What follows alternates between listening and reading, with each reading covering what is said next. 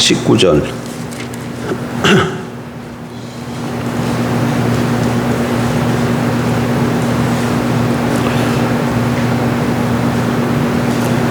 누가복음 12장 19절 20절 2절 보겠습니다. 또 떡을 가져 감사 기도하시고 떼어 그들에게 주시며 이르시되 이것은 너희를 위하여 주는 내 몸이라. 너희가 이를 행하여 나를 기념하라 하시고 저녁 먹은 후에 잔도 그와 같이 하여 이르시되 이 잔은 내 피로 세우는 새 언약이니 곧 너희를 위하여 붓는 것이라. 아멘. 여러분, 1986년 9월 12일이 무슨 날인지 아십니까?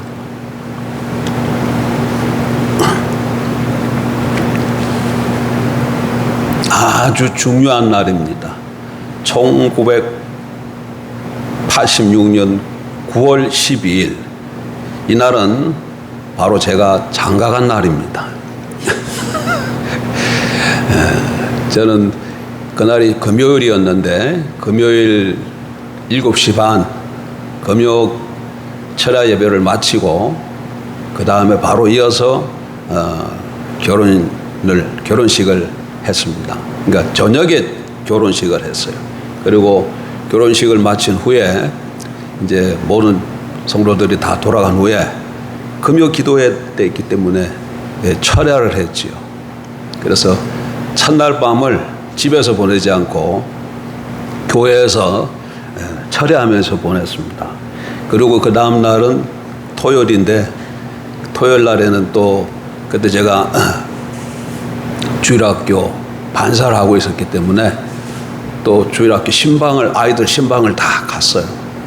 그리고 주일 보내고 월요일 날 강원도 오색약수터로 기억을 하는데 거기로 신혼여행을 다녀왔습니다. 여러분은 언제 결혼하셨습니까? 그리고 결혼식은 하셨는지 모르겠어요. 결혼하면 여러분 뭐가 떠오릅니까? 결혼하면 뭐가 생각나지요? 사랑, 축복, 행복, 허니문 등등. 그런데 여러분, 결혼이 언약이라는 사실을 알고 계시죠? 결혼은 언약입니다. 결혼식은 그래서 언약식이에요. 요즘은 이혼을 밥 먹듯이 하는 그런 세상이 되다 보니까 이 의미가 많이 퇴색되었습니다만은 결혼은 뭐라고요? 언약이에요. 언약. 그래서 우리는 결혼을 다른 말로 어떻게 표현합니까? 100년 가약을 맺는다 이런 말을 하잖아요. 결혼은 언약이에요. 결혼식은 언약식입니다. 그런데 여러분, 하나님과 우리 사이에도 여러분 언약 관계라는 것을 아시죠? 하나님과 우리 사이에도 언약 관계예요. 우리가 예수 그리스도를 믿고 영접하면 하나님과 우리 관계가 언약 관계에 들어갑니다. 오늘 본문에 보니까 오늘 본문은 유월절 마지막 만찬을 나누시는 그때 주시는 말씀인데 십자가를 앞두고 주님께서 제자들과 마지막 만찬을 가지셨습니다. 그러니까 목요일 저녁에 떡을 떼주면서 이는 내 몸이다 하고 떼주고 그 다음에 또 잔을 나눠주면서 뭐라고 얘기하셔요? 한번 20절 보세요. 저녁 먹은 후에 잔도 그와 같이 하여 이르시되 이 잔은 내 피로 세우는 새 언약이니 곧 너희를 위하여 붓는 것이라. 이렇게 하면서 잔을 부어주고시고는 이것은 새 언약이다. 너희를 위하여 붓는 새 언약이다. 새 언약의 피다. 이렇게 말씀합니다. 그러니까 이게 지금 무슨 말인가 하면 조금 있으면 주님이 어떻게 되는 거예요? 십자가에 못 박혀서 돌아가시는데 그 사건이 무슨 사건인 것을 유월절 만찬을 통해서 보여주고 있는 거예요. 떡을 떼주면서 이걸 뭐라고 해서 떡을 이렇게 나눠주잖아요. 이게 뭐라고요? 내 몸이다. 내 몸이 살이 찢겨질 것인 것.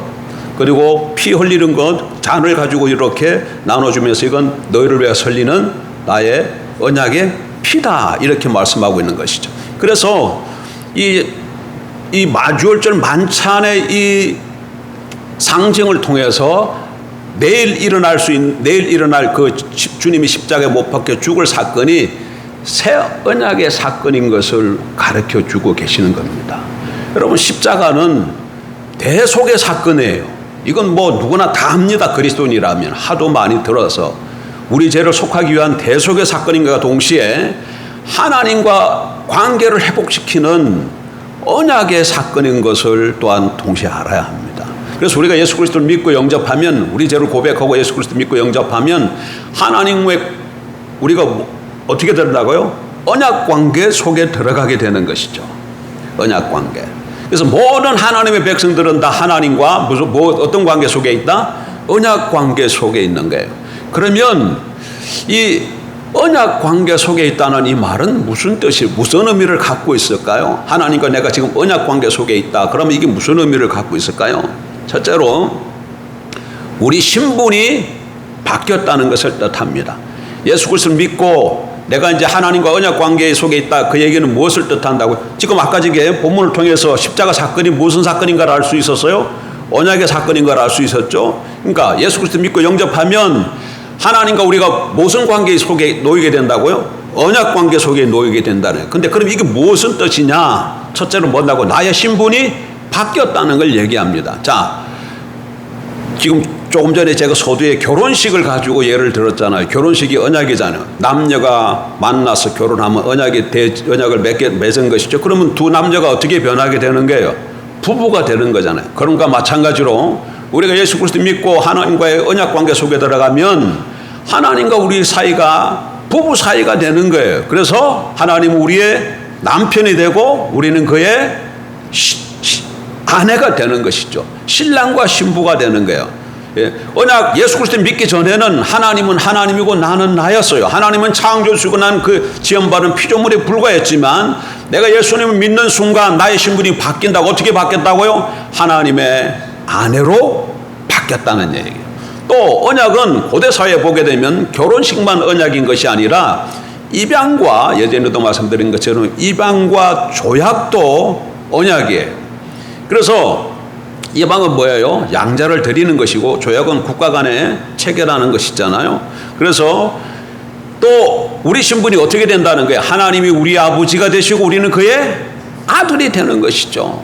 그래서 신분이 어떻게 바뀐다? 내 신분이 하나님의 아내가 된과 동시에 하나님의 아들이 되는 거예요. 그리고 조약은 나라와 나라 사이에 맺는 건데 이건 지금 잘 현대에는 없어요. 이런 종주권 조약이라는 건. 어쨌든 이 조약이 고대 사회에 맺어지면 왕과 군신의 관계가 되는 것이죠. 그래서 또 하나님과 우리 사이에 이런 조약의 관계로 언약을 보게 되면 하나님과 우리 관계가 왕과 신하의 관계가 되는 거예요. 왕과 백성의 관계가 되는 거예요. 이처럼 언약을 맺었다 이 말은 첫 번째로 무슨 의미를 갖는다고요? 우리 신분이 바뀌었다. 어떻게 바뀌었다는 거예요? 하나님의 아내가 되고 하나님의 아들이 되고 하나님의 신하 곧 백성이 됐다는 거예요. 여러분 정체성이 완전히 변했습니다. 여러분 우리가 하나님의 예수를 믿으면 하나님의 자녀가 된다 이런 말을 많이 듣잖아요. 근데 어떻게 뭘 근거로 해서 우리가 하나님의 자녀가 되는 겁니까? 그 근거에 대해서 여러분 알고 있었나요? 그냥 예수 믿으면 하나님이 우리 아버지가 되시고 우리 그의 자녀가 돼 이렇게만 배웠지 왜 그것이 그런 관계로 바뀌는지는 잘 설명을 해주지 않습니다. 그러나 이제 봤더니 그것이 무엇을 근거로 해서 그렇게 바뀌게 된다고요? 언약 때문에. 언약 때문에. 다시 한번 여러분에게 여쭙습니다. 내가 죄인인 것을 고백하고 예수를 나의 주와 그리스도로 믿고 영접하셨습니까? 그러면 우리는 죄사함을 받고 하나님과의 무슨 관계 속에 들어가 있다? 언약 관계 속에 들어간 거예요.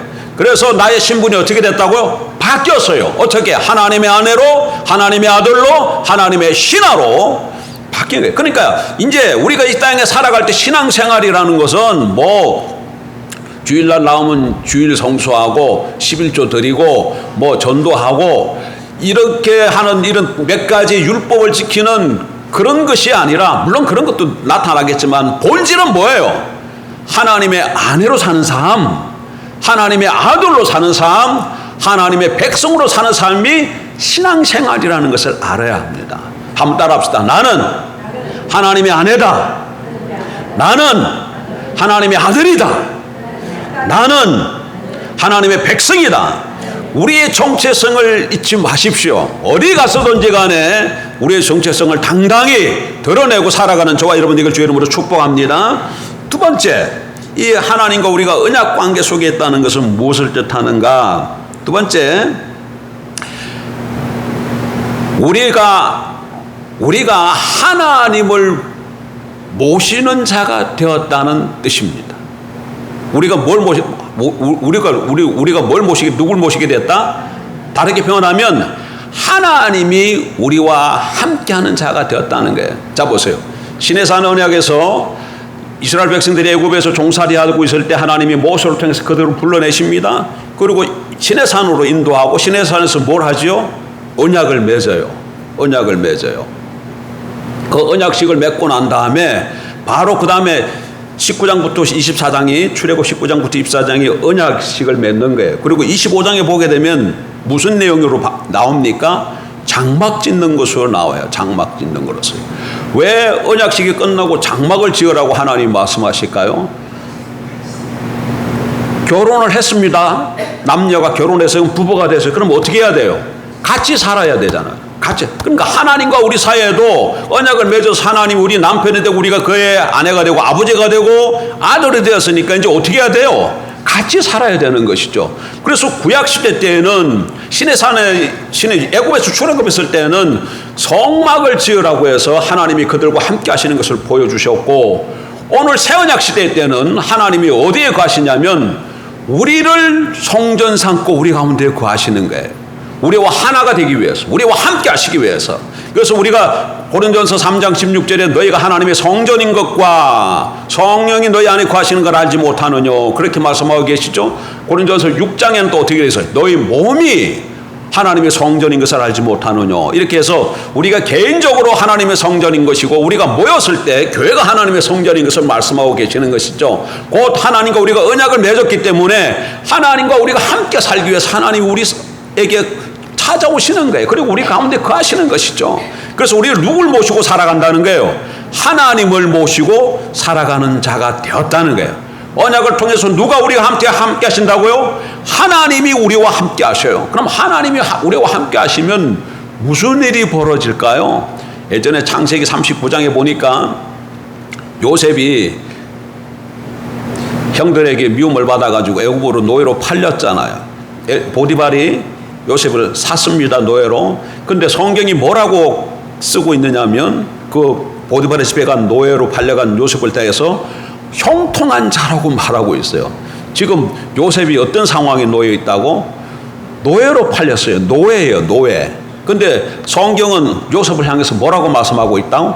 형통한 자라고 말하고 있어요. 근데 왜 형통한 자라고 말하냐면 그 앞에 수식어가 하나님께서 함께 하심으로, 여호와께서 함께 하심으로 형통한 자라고 말씀하고 있는 것이죠. 그러니까 형통한 자란, 성공한 자란 어떤 사람인가 하면 하나님이 함께 하시는 자예요. 그럼 오늘 예수 그리스도 믿고 영접한 사람들은 누구를 모시고 산다고요? 하나님을 모시고 살아. 하나님이 우리와 함께하고 계셔요. 그럼 우리가 어떤 사람이라는 거예요? 형통한 자라는 거예요. 우리가 성공한 자라는 거예요. 그렇습니다, 여러분. 아무리 현실이 어렵고 힘들다 할지라도 현실만 보지 마십시오. 누가 우리와 함께 하신다고요? 하나님이 나와 함께 하시는 것을 잊지 마십시오. 그리고 하나님이 우리의 현실을 반드시 변화시킬 것을 기대하시기 바랍니다. 노예로 팔려간 요셉이 그 보디발의 가정에서 어떻게 됩니까? 하나님이 함께 하시니까 자꾸 요셉을 통해서 그 집이 복되게 해. 그리고 보디발이 이렇게 보기에도 하나님이 요셉과 함께하는 게 보여요. 막 그러니까 이런 얘기죠. 성경에 나와 있지는 않아요. 우리가 추측을 해보는 거지. 뭐 보디발의 자녀들이 갑자기 아팠습니다. 그랬더니 요셉이 가서 어떻게 했을까? 여호와의 이름으로 안고 기도해 줬더니 병이 치유가 된다든가, 아니면 똑같이 밭에 나가서 곡식을 뿌렸는데 다른 밭은 뭐 한 5개 정도 열매를 거둔다면 막 요셉의 밭을 한 10개 정도 거두는 거죠. 그러니까 이건 인간의 힘으로 일어날 수 없는 일이죠. 그런데 보디발이 이렇게 보니까 그런 일들이 요셉을 통해서 나타나는 걸 보고, 아, 요셉이 여호와를 섬기더니 그 신이 요셉과 함께 하는구나, 그렇게 깨달은 것이죠. 그래서 보디발이 뭐라 그런다고요? 형통한 자라고 이렇게 말을 하고 있다는 것이죠. 근데 동일한 이치로 하나님께서 우리와 함께하게 계시기 때문에 그리스도인들은 형통한 자라는 걸 믿으시고 모든 현실 가운데서 그저 하나님의 뜻이 무엇인가를 찾고 한번 믿음으로 나아가 보시길 주의 이름으로 축복합니다. 사단이 세상이 어떻게 하더라도 우리를 넘겨뜨리려고 하더라도 하나님이 함께 하시기 때문에 넘어질 수가 없어요. 우리가 하나님이 뭐 하시기 때문에, 지키시고 보호하시기 때문에. 두 번째는 뭐였다고요? 하나님이 뭐 하신다? 우리와 함께 하신다. 우리는 하나님을 모시고 살아가는 자가 되었다는 거, 두 번째 기억하시기 바랍니다. 세 번째, 언약을 맺었다는 것은 어떤 의미인가? 하나님과 우리가 언약 관계에 놓였다는 것은 세 번째, 첫 번째, 다시 한번 첫 번째, 우리 신분이 바뀌었다는 것. 두 번째는 우리가 하나님을 모시고 살아가는 자가 되었다는 것. 세 번째는 하나님의 것이 우리 것이 되었다는 거예요. 뭐라고요? 하나님의 것이 누구 것이야? 우리 것이야. 하나님의 것이 나의 것이 된 거예요. 자 보세요. 남녀가 만나서 결혼식을 통해 언약을 통해서 부부가 되었습니다. 그러면 남편 것, 아내 것 이렇게 따로따로 갖고 있나요? 그렇지 않잖아요. 두 남녀가 가지고 있는, 부부가 가지고 있는 그 모든 것이 뭐가 되는 거예요? 공동 소유가 되잖아요. 어떤 가난한 처녀가 부잣집 청년과 결혼했습니다. 그러면 가난한 처녀는 가진 게 없어요. 그럼에도 불구하고 부잣집 청년에게 시집가면 이 처녀도, 가난한 처녀도 어떻게 되는 거예요? 함께 부유한 삶을 살게 되는 것이죠. 왜 그래요? 자기 남편이 자기 남편의 그 모든 소유가 누구 것이 되어지기 때문에, 가난한 여인의 것이 같이 되어지기 때문에 그렇다는 거예요. 왜? 뭐 때문에? 언약을 통해서 뭐가 됐기 때문에? 부부가 됐기 때문에 그런 것이죠. 언약을 통해서 아무것도 없는 청년이 부잣집에 입양되었어요. 그러면 이 청년은 그와 동시에 아버지의 모든 것이 누구의 것이 되는 거예요? 바로 입양된 그 청년의 것과 청년의 것이 되어지는 것이죠. 상속받는 것이죠. 그런 이치로 하나님과 우리 사이의 언약이 맺어지면 하나님의 모든 것이 바로 누구의 것이 되어진다? 우리의 것이라는 것을 기억하시 바랍니다. 이걸 다른 용어로 바꾸면 영생이라고 그러는 거예요. 하나님의 것을 나의 소유로 삼고 살아가는 삶, 이게 뭐예요? 이게 영생이에요. 이게 영생입니다. 영생은 오는 세상에서 삶입니다. 그런데 오는 세상이 하나님의 나라예요. 그러니까 영생은 하나님 나라에서 삶이죠. 그런데 하나님 나라는 어떤 나라예요? 하나님이 공급해 주시는 거 살아가는 나라잖아요. 하나님의 자원으로 사는 거예요. 그러니까 당연히 왜 그러냐? 우리가 하나님과 관계를 통해 사는 거, 우리가 뭐가 되었기 때문에? 부부가 되었기 때문에, 부자지간이 되었기 때문에 상속을 받고 같이 누리게 되어지는 것이죠. 그러니까 이걸 한번 기억하십시오. 언약이 맺어지면 언약 두 상대 간에 뭐가 발생한다 그랬어요? 의무와 책임이 발생하죠. 근데 이 의무와 책임은 거꾸로 하면은 무엇이 된다 그런 말씀드렸습니까? 권리가 된다고 얘기했잖아. 예를 들면 하나님은 우리들을 향해서 아버지 노릇해 주셔야 되고, 신랑 노릇해 줘야 되고, 왕 노릇해 줘야 될 뭐가 있어요? 의무와 책임이 있고, 우리는 하나님을 향해서 아내 노릇해야 되고, 아들 노릇해야 되고, 백성 노릇해야 될 의무가 있어요. 근데 이걸 뒤집으면 권리가 되는 거야. 하나님은 우리에게 왕 노릇해 주시고, 남편 노릇해 주고, 아버지 노릇해 줄 것을 우리가 뭐 할 수 있어요? 요구할 수 있는 권리가 우리에게 있는 거예요. 그러니까 당연히 이거 굉장히 중요한 이치입니다, 여러분. 우리가 하나님 앞에 나아가서 뭐 할 수 있다는 거예요? 언약을 근거로 해서 하나님 앞에 당당히 구할 것을 구할 수 있는 권리가 우리에게 주어져 있다는 거예요. 내가 지금 지혜가 없어, 문제가 있어. 그러면 아버지 앞에 나가서 뭐 할 수 있어요? 아버지, 내가 지금 지혜가 부족합니다. 능력이 부족합니다. 이거 도와주세요. 그러면 하나님이 아버지시기 때문에 그 일을 반드시 어떻게 행하셔야 된다는 거야. 이런 의무는 동시에 우리의 권리가 된다는 것을 기억하고, 이런 이치를 가지고 하나님 앞에 현실 살아가는 동안에 사건이 생기면 그 권리를 주장을 통해서 하나님의 은혜를 입는 저와 여러분들 주의 이름으로 축복합니다. 지금 이거 간단하게 짧게 말씀드리지만 여러분 굉장히 중요한 내용입니다. 잊으시면 안 되죠. 그 다음에 네 번째로, 하나님과 우리 사이가 언약 관계에 놓이면 네 번째, 우리는 다시 세 가지. 우리는 신분이 바뀌었다는 걸 나타내는 거. 언약 관계에 들어가면 우리의 신분이 바뀌었다. 두 번째는 우리가 하나님을 모시는 자가 되었다. 세 번째는 하나님의 소유가, 우리는 하나님의 소유가 우리의 것이 되었다는 거예요. 네 번째는 우리는 하나님만 사랑하는 자가 되어야 된다는 뜻이에요. 누군가를 사랑해야 된다고요? 하나님만 사랑하는 자가 되어야 돼. 이게 중요해. 그러니까 첫 번째, 두 번째, 세 번째가 당연한 말씀인데, 이것이 내 삶 속에서 내가 이거 경험적으로 경험되고 풍성해지려 그러면 이 네 번째 말씀 가운데 우리가 섰을 때 우리에게 놀라운 은혜의 역사를 우리가 경험하게 될 줄 압니다. 왜 그러면 하나님만 사랑해야 됩니까? 부부관계를 보면 당연한 것이죠. 결혼하기 전에는 제가 아직 결혼 안 했습니다. 그리고 제 배남이 씨를 사랑해요. 물론 사랑하면 좋은 거죠. 사랑하니까. 근데 다른 여인들에 대해서도 가능성은 열려 있어요. 왜? 아직 결혼하지 않았기 때문에. 그러나 이제 결혼했습니다. 결혼하게 되면 어떻게 되는 거예요? 배남이라는 여인에게 내가 속하게 되는 거예요. 더 이상 다른 여인을 보면 안 되는 거예요. 마찬가지예요. 하나님과 우리 사이가 예수 그리스도를 믿고 영접함으로 언약관계 속에 들어가면 믿기 전에는 다른 신들에게 열려 있지만 언약을 맺어지면 예수 그리스도에게 통해서 하나님에게만 속한 자가 되는 거예요. 하나님도 우리만 사랑을 해요. 하나님도 나만 사랑해. 따라서 우리도 하나님만 사랑해야 돼. 그런데 여기서 벗어나게 되어지면 우리를 향해서 뭐라 그럽니까? 간부라고 얘기하는 것이죠. 그래서 이 하나님을 사랑하는 것이 너무너무 중요해. 그럼 하나님을 사랑한다는 말은 무슨 뜻일까요? 하나님을 사랑한다는 거, 이거 하나만 조금 새겨보고 마치도록 하겠습니다. 그럼 하나님을 사랑한다는 것은 무슨 뜻일까? 이건 세상 사람 사랑하는 것도 똑같은 이치예요. 제가 제 아내를 사랑한다 그러면 그건 무슨 말이에요? 내 마음이 제 아내에게 나뉘지 않는다는 거야. 제가 아내에서 사랑합니다, 제 아내를 사랑한다 했는데 내 마음이 나뉘어가지고 또 한 5% 정도는 다른 여인을 사랑한다고 한번 생각해봐. 그럼 그게 사랑하는 거예요? 아닌 거죠. 내 마음이 어떻게 되는 거예요? 나뉘는 거예요.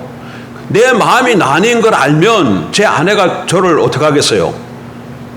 사랑한다고 하겠습니까? 당신은 나를 사랑하지 않아. 이렇게 표현을 하게 되는 것이죠. 마찬가지입니다.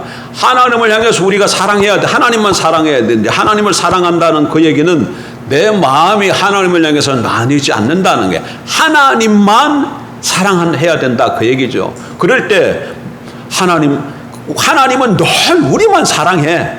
늘 우리만 사랑해. 근데 문제는 뭐겠습니까? 우리 마음이 자꾸 나뉜다는 게 문제야. 어떤 때는 우리가 은혜가 충만해지면 우리도 하나님만 전인격적으로 사랑한 것 같은데, 은혜가 좀 식고 그러면 은근슬쩍 우리 마음이 자꾸 세상을 향하게 되고 다른 것에 가게 되어주고, 이 남자도 보게 되고 저 남자도 보게 돼. 이 남자는 물질이고 저 남자는 명예고 또 저쪽 남자는 권세고, 우리 마음이 어떻게 된다고요? 이렇게 나누게 되어지면 행위를 적으로 볼 때는 뭐 똑같이 하지만 마음의 중심이 이렇게 흔들리게 되면 하나님을 사랑하는 것에서 떠날 것이기 때문에 위에서 말한 이 세 가지 것이 실질적으로 자기가 누리고 경험하는 데 조금 걸림돌이 될 수 있다는 걸 기억하시기 바랍니다. 다시 한번 정리하고 마치도록 하겠습니다. 예수 그리스도를 믿고 영접하셨습니까? 하나님과 우리 사이가 새 언약으로 말미암아 언약의 관계 속에 들어갔습니다. 언약의 관계 속에 있다는 것은 우리의 신분이 바뀌었다는 것이, 우리 신분이 하나님의 아내와 아들과 백성입니다. 신분이 바뀌었다는 것이고, 두 번째는 우리가 하나님을 모시고 살아가는 자가 되었다는 것. 세 번째는 우리가 하나님의 소유가 나의 소유가 되었다는 것. 세 번째, 하나님만 사랑해야 될 자라는 것을 이 언약이라는 것이 우리에게 가르쳐 주고 있습니다. 기도하십시다.